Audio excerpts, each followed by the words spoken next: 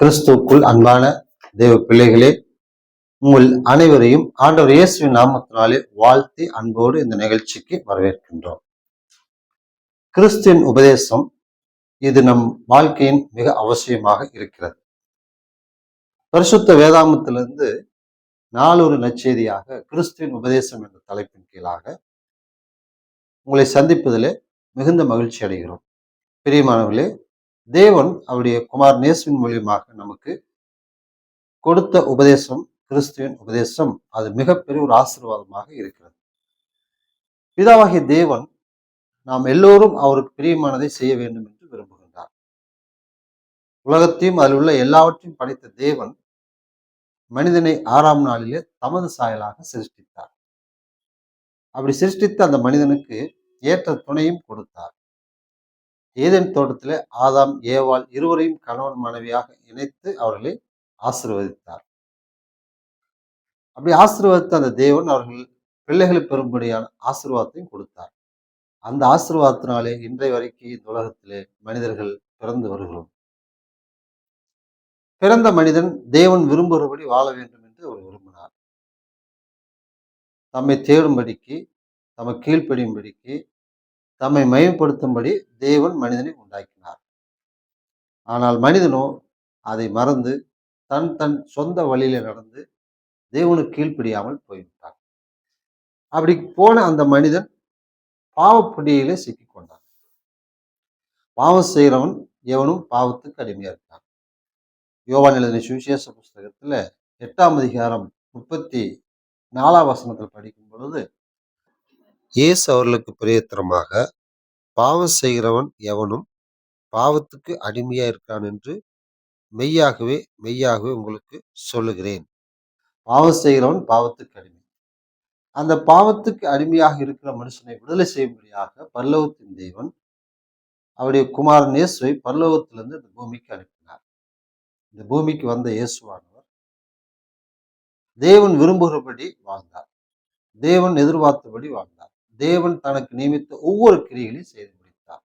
யோவான் எழுதின சுவிசேஷம் 17ஆம் அதிகாரம் 4ஆம் வசனத்தில், பூமியிலே நான் உம்மை மகிமைப்படுத்தினேன். நான் செய்யும்படி நீர் எனக்கு நியமித்த கிரியை செய்து முடித்தேன். தேவன் தனக்கு நியமித்த கிரியை செய்து முடித்தேன், அதனாலே தேவனை மகிமைப்படுத்தினேன் என்று இயேசுவானவர் நமக்கு சொல்கிறார். தேவன் விரும்புகிறபடி எல்லாம் வாழ்ந்தவர் நமது ஆண்டவர் இயேசுவானவர். அப்படி வாழ்ந்த வாழ்க்கையிலே எப்பவும் எந்த ஒரு நேரத்திலும் அவர் பாவமே செய்யவே இல்லை. 1 பேதுரு 2ஆம் அதிகாரம் 22ஆம் வசனத்திலே அவர் பாவம் செய்யவில்லை, அப்படி வாயிலே வஞ்சனை காணப்படவும் இல்லை என்றார். அப்ப இயேசுவானவர் இந்த பூமியிலே வாழ்ந்த ஒவ்வொரு நாளும் தேவனுக்கு பிரியமானதை செய்தார். யோவான் எழுதின சுவிசேஷம் 8ஆம் அதிகாரம் 29ஆம் வசனத்தில் நாம் படிக்கும் பொழுது, பிதாவுக்கு பிரியமானவர்களை எப்பொழுதும் இயேசு செய்தார். என்னை அனுப்பினவர் என்னுடனே கூட இருக்கிறார். பிதாவுக்கு பிரியமானவைகளை நான் எப்பொழுதும் செய்கிறபடியால் அவர் என்னை தனி இருக்க விடவில்லை என்றார். இதுவரை படித்த வசனங்கள் அனைத்துமே தேவன் விரும்புகிறபடி கிறிஸ்து இயேசுவானவர் வாழ்ந்தார். அப்படி வாழ்ந்த வாழ்க்கையிலே பாவம் செய்யவில்லை, பரிசுத்தமாய் வாழ்ந்தார். தேவன் தனக்கு நியமித்த கிரிகள் அனைத்தையும் செய்து நிறைவேற்றி முடித்தார். அப்போ இது போலத்தான் நாம் ஒவ்வொருவருமே வாழ வேண்டும் என்று தேவன் விரும்புகின்றார். இப்படிப்பட்ட ஒரு வாழ்க்கைக்கு நமக்கு உதவியாக, ஆசீர்வாதமாக, மிகவும் அவசியமாக இருப்பதுதான் கிறிஸ்துவின் உபதேசம். அந்த உபதேசத்தை தான் நாம் படித்து வருகிறோம். அந்த உபதேசம் நம்முடைய வாழ்க்கையில மிகப்பெரிய ஆசீர்வாதங்களை கொடுக்கும். இயேசுவானவர் நமக்கு எல்லோருக்கும் மிகப்பெரிய ஒரு அழைப்பு கொடுக்கிறார். மத்திய எழுதின சுவிசேஷம் 11ஆம் அதிகாரம் வசனம் 28, 29, வருத்தப்பட்டு பாரம் சுமக்கிறவர்களே, நீங்கள் எல்லாரும் என்னிடத்தில் வாருங்கள், நான் உங்களுக்கு இளைப்பாறுதல் தருவேன். நான் சாந்தமும் மனத்தாழ்மையுமாய் இருக்கிறேன். என் நுகத்தை உங்கள் மேல் ஏற்றுக்கொண்டு என்னிடத்தில் கற்றுக்கொள்ளுங்கள், அப்பொழுது உங்கள் ஆத்துமாக்களுக்கு இளைப்பாறுதல் கிடைக்கும். வருத்தப்பட்டு பாரம் சுமக்கிற மக்கள் யாவரும், பாவமிகிற அந்த பாரத்தோடு சுமந்து அலைந்து கொண்டிருக்கிற மனிதனுக்கு விடுதலை கொடுக்கும்படி இயேசுவானவர் இந்த உலகத்துக்கு வந்தார். அப்படி வந்த இயேசுவானவர் சொல்றாரு, என்னிடத்துல வந்து கற்றுக்கொள்ளுங்கள், அப்பொழுது உங்கள் ஆத்துமாக்களுக்கு இளைப்பாறுதல் கிடைக்கும் என்கிறார். பாவப்பட்ட மனிதன் பாவத்திலிருந்து விடுதலை அடைய வேண்டும் என்றால் அந்த விடுதலை இயேசுவானவர் மாத்திரம்தான் நமக்கு கொடுக்க முடியும். யோவான் எழுதிய சுவிசேஷம் 8ஆம் அதிகாரம் 36ஆம் வசனத்தில் நாம் படிக்கும் பொழுது, குமாரன் உங்களை விடுதலையாக்கினால் மெய்யாகவே விடுதலையாவீர்கள். பாவிகளை ரட்சிக்க கிறிஸ்து இயேசு இந்த உலகத்துக்கு வந்தார். அவராலே அன்றி வேறு ஒருவராலும் ரட்சிப்பில்லை. அப்போஸ்தலர் நடவடிக்கைகள் புஸ்தகம் 4ஆம் அதிகாரம் 12ஆம் வசனமும், 1 தீமோத்தேயு 1ஆம் அதிகாரம் 15ஆம் வசனமும் நமக்கு இப்படியாக சொல்கிறார். இப்படிப்பட்ட பாவத்தில் இருக்கிற நம்மளை விடுதலை செய்வதற்கு இயேசுவானவர் வந்தார். வந்த இயேசுவானவர் தேவன் விரும்புகிறபடி நாம் செய்ய வேண்டும். அப்படி செய்கிற ஒவ்வொரு மனிதனும் பாவத்திலிருந்து விடுதலை பெறுவதற்கான வாய்ப்பு உண்டு.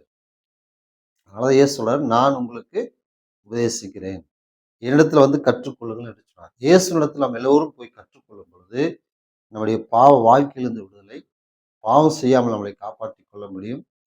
தேவன் விரும்புகிறபடியெல்லாம் நம்முடைய வாழ்க்கை இருக்கும். பரிசுத்தமாகவும் வாழ முடியும். 1 பேதுரு 1ஆம் அதிகாரம் வசனம் 15, 16 உங்களை அழைத்தவர் பரிசுத்தராய் இருக்கிறது போல நீங்களும் உங்கள் நடக்கையில் எல்லாவற்றிலேயும் பரிசுத்தராய் இருங்கள். நான் பரிசுத்தர், ஆகையால் நீங்களும் பரிசுத்தராய் இருங்கள் என்று எழுதியிருக்கிறது.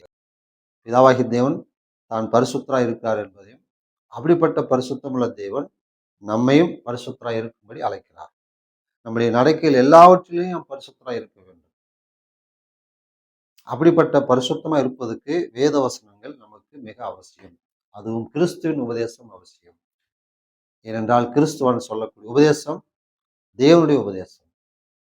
யோவான் எழுதிய சுவிசேஷம் 12ஆம் அதிகாரம் வசனம் 47 முதல் 50 வரைக்கும் நாம் படிக்கும் பொழுது, ஒருவன் என் வார்த்தைகளை கேட்டும் விசுவாசியாமல் போனால் அவனை நான் நியாயந்திருப்பதில்லை. நான் உலகத்தை நியாயந்திருக்க வராமல் உலகத்தை ரட்சிக்க வந்தேன்.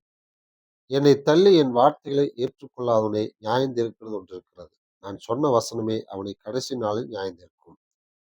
நான் சுயமாய் பேசவில்லை. நான் பேச வேண்டியது என்னதென்றும் உபதேசிக்க வேண்டியது என்னதென்றும் என்னை அனுப்பின பிதாவே எனக்கு கட்டளையிட்டார். அவருடைய கட்டளை நித்திய ஜீவனாய் இருக்கிறது என்று அறிவேன். ஆகையால் நான் பேசுகிறவைகளை பிதா எனக்கு சொன்னபடியே பேசுகிறேன் என்றார். இயேசுவானவர் சொல்றாரு, நான் போதிக்க வேண்டியது, உபதேசிக்க வேண்டியது இன்னதென்று தேவன் எனக்கு சொன்னபடி, எனக்கு கட்டளையிட்டபடி நான் போதிக்கிறேன். என்னுடைய போதனை என்னுடையதாயிராமல் என்னை அனுப்பின பிதாவுடையது அப்படிங்கிறார். அப்ப இயேசுவானவர் போதித்த போதனை, பிரசங்கித்த பிரசங்கம், சொன்ன சத்தியம் எதுவுமே அவருடைய சொந்த வார்த்தைகள் அல்ல. எல்லாமே தேவனுடைய வார்த்தை. அப்ப தேவன் விரும்புகிறபடி நாம் எல்லோரும் வாழ்வதற்கு அவர் நமக்கு கொடுத்த வார்த்தைகள் தேவ வார்த்தைகள். அந்த வார்த்தையில் தான் இயேசுவானவர் நமக்கு போதித்தார். 2 தீமோத்தேயு 3ஆம் அதிகாரம் 16, 17 வேத வாக்கியங்கள் எல்லாம் தேவ ஆவியினால் அருளப்பட்டிருக்கிறது. தேவனுடைய மனுஷன் தேர்ந்தவனாகவும் எந்த நற்கிரியை செய்ய தகுதியுள்ளவனாகவும் இருக்கும்படியாக அவைகள் உபதேசத்துக்கும், கடிந்து விழுதலுக்கும், சீர்திருத்தலுக்கும், நீதியை படிப்பிக்குதலுக்கும் பிரயோஜனம் உள்ளவர்களாய் இருக்கிறது. வேத வாக்கியங்கள் எல்லாம் தேவ ஆவியினால் அருளப்பட்டிருக்கிறது. அந்த வேத வாக்கியங்கள் தேவனுடைய மனுஷன் தேர்ந்தவனாய் இருக்கும்படிக்கு நமக்கு அது பிரயோஜனமாக இருக்கிறது. நம்மளை தகுதி உள்ளவர்களாக மாற்றும். அப்ப வேத வசனங்கள் நமக்கு தேவனுடைய விருப்பத்தை நமக்கு சொல்லுகிறது. தேவன் விரும்புகிறபடி நாம் வாழ்வதற்கு அது உதவியாக இருக்கிறது. நாம் பாவம் செய்யாமல் இருக்க நமக்கு அது உதவியா இருக்கிறது. சங்கீத புஸ்தகம் 119, சங்கீதம் 119, 11 நான் உமக்கு விரோதமாய் பாவம் செய்யாதபடிக்கு உமது வாக்கை என் இருதயத்தில் வைத்து வைத்தேன். உமக்கு விரோதமாய் பாவம் செய்யாதபடிக்கு உமது வாக்கை என் இருதயத்தில் வைத்து வைத்தேன் என்று தாவீது சொல்கிறார்.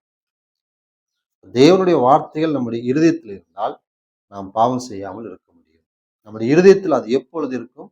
உணர்ந்து கொள்ளும் பொழுது. வசனத்தை இயேசுவானிடத்துல கேட்டு அது விசுவாசித்து உணர்ந்து கொள்ளும் பொழுது அது நம்மிடத்துல கிரியை செய்யும். என்ன கிரியை செய்யும் என்றால், தேவன் விரும்புகிற பரிசுத்த வாழ்க்கையை நம்மிடத்துல அது உருவாக்கும். தேவனை பிரியப்படுத்துவதற்கு அது நமக்கு உதவியாக இருக்கிறது. ஆக கிறிஸ்துவானவர் நமக்கு சொல்லுகிற உபதேசங்கள் ஒவ்வொன்றுமே தேவன் விரும்புகிற உபதேசங்களாக இருக்கிறது. அந்த உபதேசங்கள்படி நாம் நடக்கும் பொழுது கிறிஸ்து இயேசுவை போல நாமும் பிதாவுக்கு பிரியமானதை எப்பொழுதும் செய்யலாம். பிதாவுக்கு பிரியமானவர்களை எப்பொழுதும் செய்யும் பொழுது நம்முடைய இருதயம் பரிசுத்தமாக இருக்கும். பாவம் செய்யாமல் இருக்க வாய்ப்பு இருக்கிறது. ஆக இப்படிப்பட்ட ஒரு நோக்கத்தை தான் தேவன் விரும்புகிறார். ஆக பிரியமானவர்களே, கிறிஸ்துவுக்கு அன்பான தேவ பிள்ளைகளே, கிறிஸ்துவின் உபதேசம் நம்முடைய வாழ்க்கைக்கு எவ்வளவு பெரிய ஆசீர்வாதமாக அவசியமாக இருக்கிறது என்பதை இந்த செய்தியானது நமக்கு கற்றுக்கொள்வதற்கு உதவியாக இருந்திருக்கிறது. கர்த்தருக்கு சித்தமால் தொடர்ந்து இது போன்ற செய்திகளை நாம் படிப்போம். தேவாசீர்வாதமும் சமாதானமும் நம் அனைவரோடு கூட இருப்பதாக. ஜெபம் செய்வோம். பரலோகத்தில் வாசம் செய்கிற எங்கள் நல்ல பிதாவே, இரக்கமுள்ள தேவனே, உமக்கு நன்றி செலுத்துகிறோம். இந்த நாளிலே நாங்கள் கற்றுக்கொண்ட சத்திய வசனங்களுக்காக உமக்கு நன்றி செலுத்துகிறோம். கிறிஸ்துவின் உபதேசம் எங்களுடைய வாழ்க்கைக்கு அது எவ்வளவு பிரயோஜனமாக, ஆசீர்வாதமாக, அவசியமாக இருக்கிறது என்பதை நீர் கற்றுக் கொடுத்தீர். அந்த உபதேசத்தை நாங்கள் உணர்ந்து விசுவாசித்து அதன்படி கடைபிடித்து வாழ்ந்து நீர் விரும்புகிறபடி வாழ, எங்கள் ஆண்டவர் இயேசு கிறிஸ்துவைப் போல நாங்கள் பரிசுத்தமாய் வாழ, உடைய விருப்பத்தை செய்யக்கூடிய மக்களாய் விளங்க வளர எங்களை ஆசீர்வதியும். இந்த செய்தியை கேட்ட ஒவ்வொரு மக்களையும் ஆசீர்வதியும். உங்களுடைய அன்பும் ஆசீர்வாதம் பாதுகாப்பு எங்களோடு இருப்பதாக. உமக்கு சித்தமானால் மீண்டும் நாங்கள் அடுத்த வாரத்திலே உமக்கு சித்தமானால் மீண்டும் தொடர்ந்து உமது வார்த்தைகளை படிக்க எங்களுக்கு உதவி செய்துள்ளோம். இந்த ஜெப விண்ணப்பங்கள் அனைத்தையும் ஆண்டவர் இயேசுவின் நாமத்தினால் ஜெபிக்கிறோம். ஜெபம் கேளும் பிதாவே. ஆமென்.